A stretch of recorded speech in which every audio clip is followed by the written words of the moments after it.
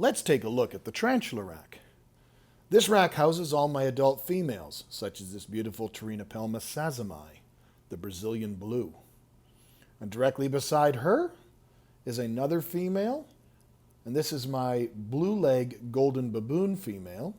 She's decided to make her whole web cave directly behind there to the right. Hepacteria pulchripes.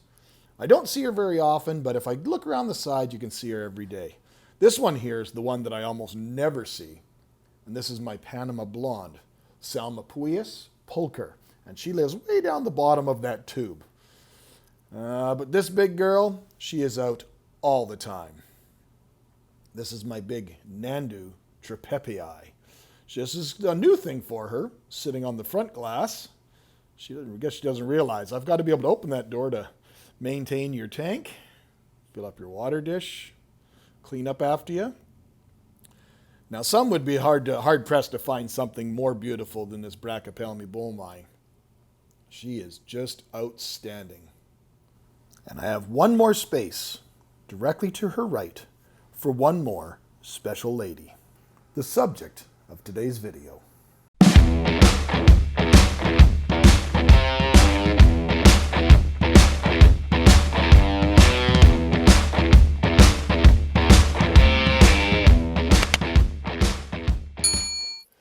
This beautiful girl, she came in far larger than I was originally anticipating, so we had to do some kind of quick work and get her housed.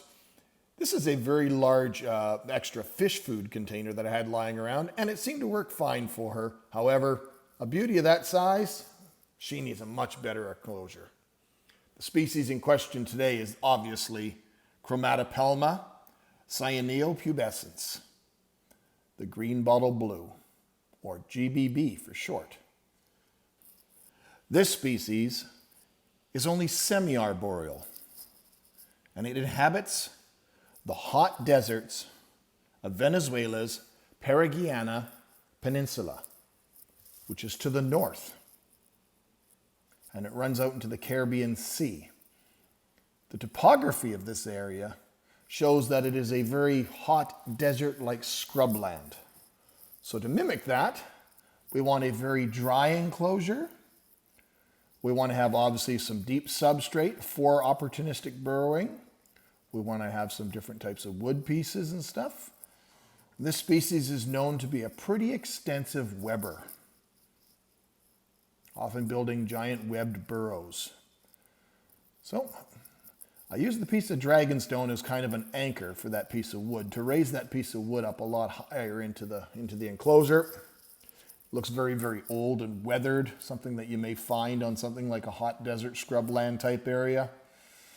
Wouldn't be complete without the plastic skull. We know how certain individuals love the fact of adding a plastic skull, but it does make a very good shelter for it.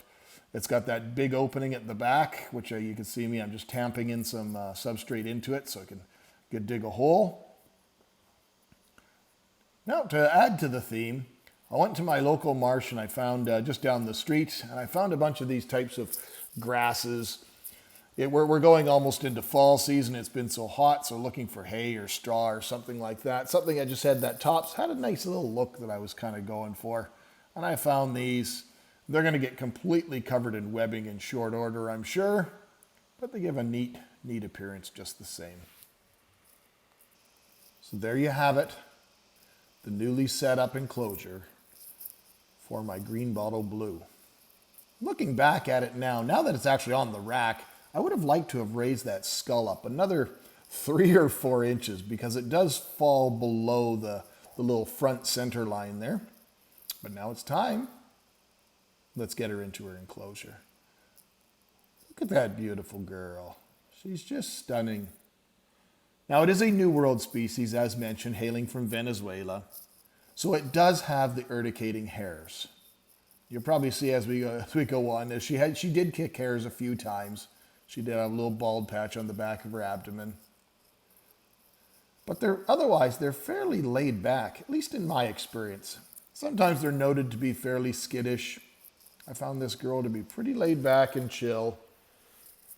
And this rehousing honestly went fairly easy without much of a hitch.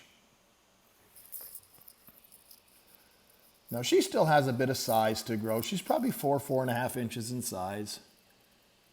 She can get up between 5 and 6 inches total size. So she's a mature female, but she's still got a lot of life in her. And she'll live up to probably 15, 20 years.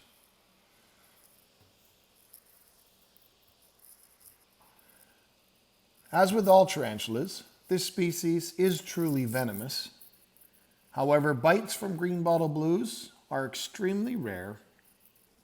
However, if one were to occur, it's usually done in self-defense. And although this species does hail from hot desert-like habitats, the region that it comes from, being in the Caribbean Ocean, does require that it has a fairly high humidity, ambient humidity within the air. Now this can be achieved fairly readily by either overflowing its water dish once a week or so, moistening down the substrate a little bit. These will all provide that slightly elevated ambient humidity of about between 60 and 70%. Definitely not something of, say, a rainforest species. Come on, cooperate.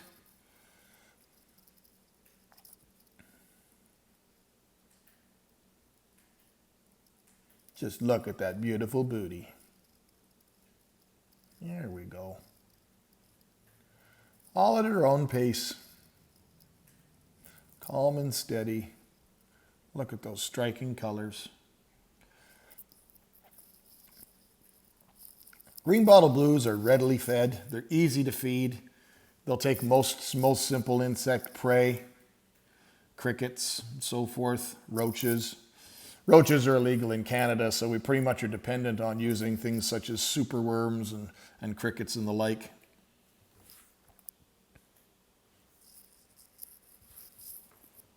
Even the underside is striking.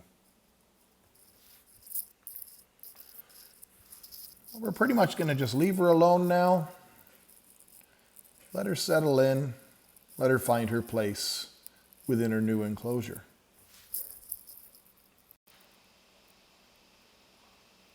So we used my basic terrarium mix and all those accoutrements, and she seems to be happy. She seems to have found her burrow. And when you go and make a new enclosure, obviously you have to change things up a little bit.